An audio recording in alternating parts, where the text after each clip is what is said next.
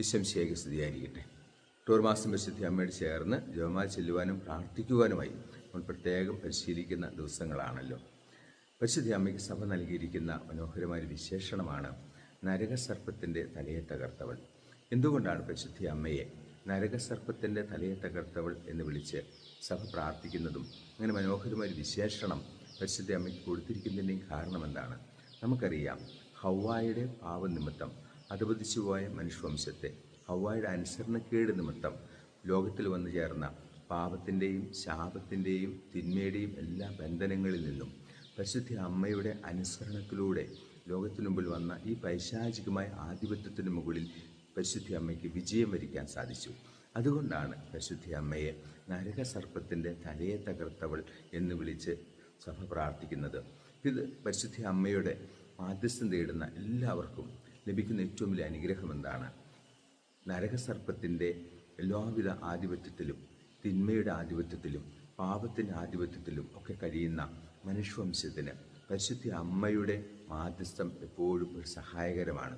പരിശുദ്ധ അമ്മയുടെ മാധ്യസ്ഥം തേടി പ്രാർത്ഥിക്കുന്ന ഭവനങ്ങളെയും വ്യക്തികളെയും എല്ലാം പരിശുദ്ധ അമ്മ പാപത്തിൻ്റെ ശാപത്തിൻ്റെ തിന്മയുടെ നാരകീയമായ ശക്തികളുടെ എല്ലാം അടിമത്തത്തിൽ വീഴാതെ പ്രത്യേകമായ വിധത്തിൽ കാത്തു സൂക്ഷിക്കും. പലരുടെയും കുടുംബത്തിൽ പലപ്പോഴും കാണുകയും കേൾക്കുകയും പങ്കുവയ്ക്കുകയും ചെയ്യപ്പെട്ടിരിക്കുന്ന ഒരു കാര്യമാണ് കുടുംബത്തിലുള്ള സമാധാനം നഷ്ടപ്പെട്ടു പോയി, കുടുംബത്തിലുള്ള സ്നേഹം നഷ്ടപ്പെട്ടു പോയി, കുടുംബത്തിലുള്ള ദൈവികമായ കൃപകൾ നഷ്ടപ്പെട്ടു പോയി. നിരന്തരമായ രോഗമാണ്, നിരന്തരമായ സഹനമാണ്, സമാധാനം എന്നത് ജീവിതത്തിൽ അന്യമായി തീർന്നിരിക്കുന്നു.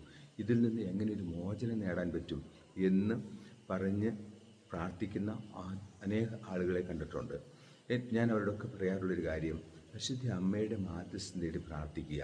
പരിശുദ്ധ അമ്മയുടെ മാധ്യസ്ഥം നേടി പ്രാർത്ഥിക്കുന്ന എല്ലാവർക്കും പരിശുദ്ധ അമ്മ നൽകുന്ന ഏറ്റവും വലിയ സംരക്ഷണമാണ് ഇത്തരത്തിലുള്ള പൈശാചികമായ പീഡകളിൽ നിന്നും പൈശാചികമായ തിന്മകളിൽ നിന്നും പൈശാചികമായ ആധിപത്യങ്ങളിൽ നിന്നും നമ്മുടെ കുടുംബങ്ങളെയും ജീവിതങ്ങളെയും എല്ലാം പരിശുദ്ധ അമ്മ പ്രത്യേകമായ വിധത്തിൽ സംരക്ഷിക്കും. ഇപ്പോൾ നമ്മുടെ ആരെങ്കിലും ഭവനങ്ങൾ സ്നേഹം നഷ്ടപ്പെട്ടു പോയി, സന്തോഷം നഷ്ടപ്പെട്ടു പോയി, പൈശാചികമായ ആധിപത്യത്തിലായി, എന്നും കലഹമായി, എന്നും ദുരിതമായി, എന്നും വേദനയായി തീർന്നു എന്ന് ആരെങ്കിലും വിചാരിക്കുന്നുണ്ടെങ്കിൽ നിങ്ങൾ ചെയ്യേണ്ട കാര്യം പരിശുദ്ധ അമ്മയോട് പ്രാർത്ഥിക്കുക.